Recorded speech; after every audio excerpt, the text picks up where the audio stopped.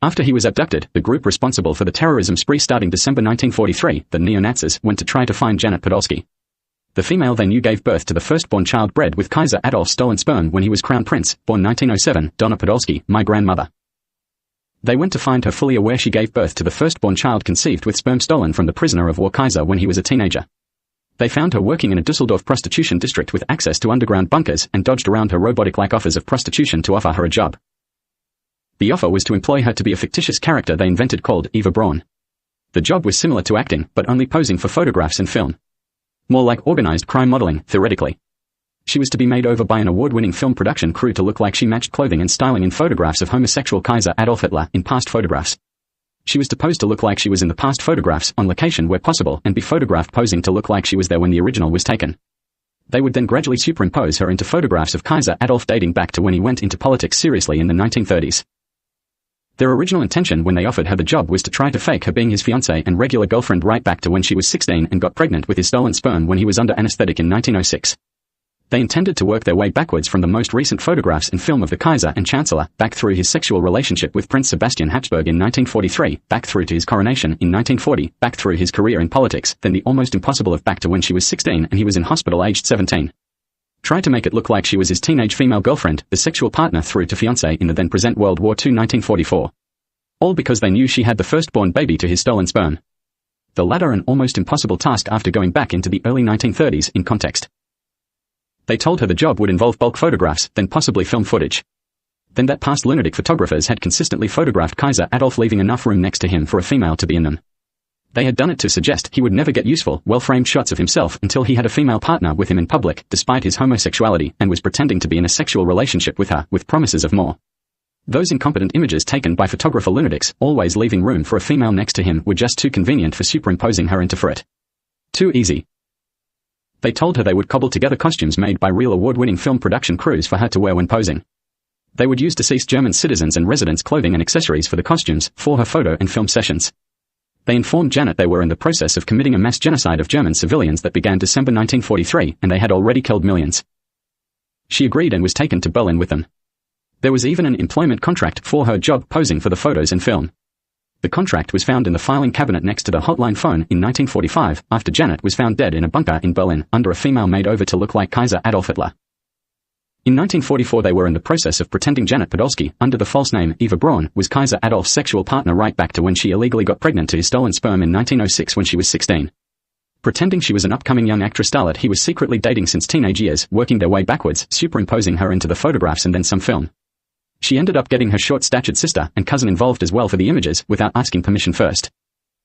In Yugoslavia, in the prisoner of war jail Kaiser Adolf was being illegally held captive in, they were pretending Sadie Einstein would become the equivalent of Kaiser Adolf's queen when the baby was born, and he was dragged back to Berlin to pretend to sign over my royal Hohenzollern family to the Einsteins. Einsteins related to the South Americans from French Guiana that murdered all but one French royal in France in the 1790s. All they had to do was wait for the inbred baby to be born, drag Kaiser Adolf back to Berlin whilst escorting Sadie and the inbred baby, have him write documents pretending to sign it over as if legitimate and make them royals. Then they would kill him and pretend to make the baby Kaiser even if it had 7 fingers on both hands and 3 eyes. They were pretending that after they arrived in Berlin, Sadie would become Kaiser's spouse, the equivalent of Queen of Germany temporarily, until Kaiser Adolf was killed, and they pretended the child became the new Kaiser. After the inbred baby plan had failed in April 1944 due to Sadie Einstein self-aborting the fetus at 3 months, seemingly on a whim, people waiting for her and the child were expecting them to arrive in Berlin sometime between November 1944 and the end of the year. They were pretending she was going to become their equivalent of Queen by marriage of Germany temporarily, until Kaiser Adolf was executed and the baby made pretend infant Kaiser. They were behaving as if it was a done deal. They were also destroying banknotes, coins, and stamps with members of my royal Hohenzollern family on them, as if preparing for the images to be replaced with the inbred brat, Sadie, and its completely irrelevant uncle Albert Einstein. Some even prepared mock-ups of the three together, depicting the baby with 7 fingers on each hand and 3 eyes to look like it could be stamped on a new royal-themed coin.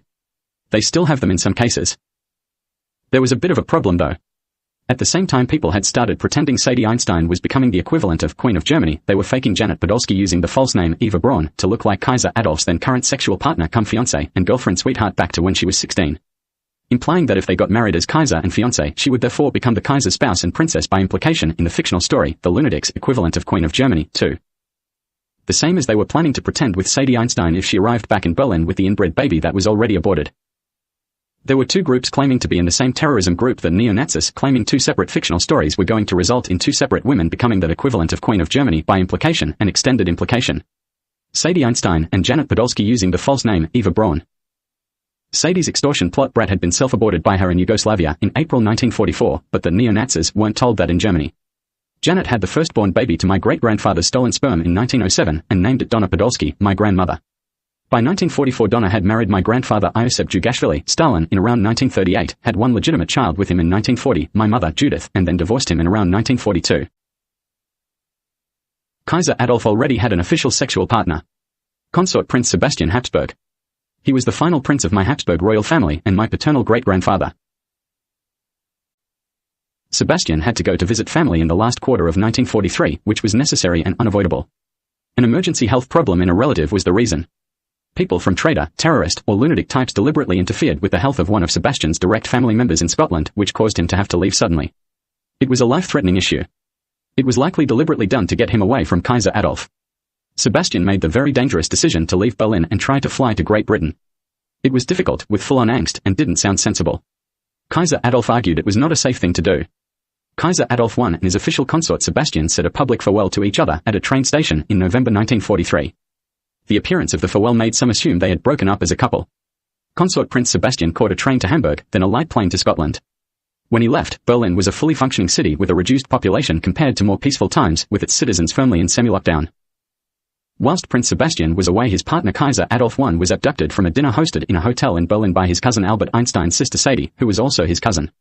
He was shipped to the former Yugoslavia and made a prisoner of war in an underground train station, until his escape in 1959. I would like to point out that if Sebastian had been still with Kaiser Adolf and an abduction attempt had been made, he would likely have been murdered if he attended. When Sebastian risked the dangerous trip back to Berlin in early 1944, he was unaware his official partner had been abducted, and of the evil terrorism uprising against the government and its immediate horrific aftermath. He flew back to northern Germany and caught the train from Hamburg to Berlin. It was still running, even though it seemed bizarrely devoid of passengers and onlookers. It stopped in Berlin, and he walked away from the train station. Berlin streets, CBD, and surrounding suburbs were almost totally deserted. It was also devoid of the usual signage, flags, and bunting. He had to hang around the deserted streets trying to figure out why there was almost nobody around. He was unaware there had been a heinously evil terrorism uprising against the German government, with most members of parliament murdered. He was also unaware that a mass murder of German civilians, military, and other officials by the perpetrators for the previous 2 months was why the streets were nearly totally empty. The perpetrators had named themselves the neo-Nazis by the end of December 1943, the month they started their heinously evil crime wave. He tried to enter the apartment he and Kaiser Adolf were living in together, thinking something was horribly wrong, but his key would not fit the lock on the private entrance door he usually used. Prince Sebastian ended up waiting around trying to figure out what the situation was and what to do. He tried to find someone in the public entry of the building, which had a small waiting room with a reception area, wooden bench seats, and public toilets. He tried to get up through the building from the public reception foyer into the apartment he was living in with Kaiser Adolf, with no success. He did eventually encounter someone, and was illegally arrested and detained. He was questioned as to why he tried to enter the apartment and replied with the sentence, "I am Kaiser Hitler the Hohenzollerns official consort, and I was returning to my home. I live here with him." Approximately. He was photographed during the first few questions with a newspaper snapshot-style camera, chosen because he had regularly appeared in German newspapers and newsletters over the previous year after being photographed with a similar camera with his partner Kaiser and Chancellor Adolf. He was then forcefully and sarcastically told that Kaiser Adolf was definitely not available and definitely not in Berlin in an arrogant tone. He was told that if he waited, they would see what they could do to him.